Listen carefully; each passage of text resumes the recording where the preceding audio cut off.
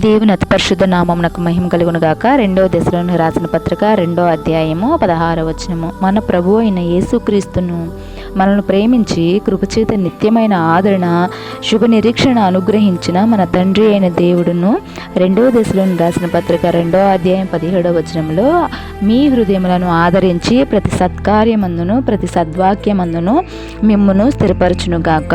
ఆమేన్. నా ప్రియ స్నేహితులారా, ఆయన మనకు నిత్యమైన ఆదరణ మరియు శుభ నిరీక్షణ ఆయన మనకు అనుగ్రహించాడనమాట. ఈ లోకంలో మనకి నిజమైన ఆదరణ, నిత్యమైన ఆదరణ కేవలము ఆయనలోనే ఉంటుందన్నమాట. ఆయన మనల్ని ప్రేమించి మనకు నిత్యమైన ఆదరణ, శుభ నిరీక్షణ ఆయన మనకు అనుగ్రహించిన దేవుడు అనమాట.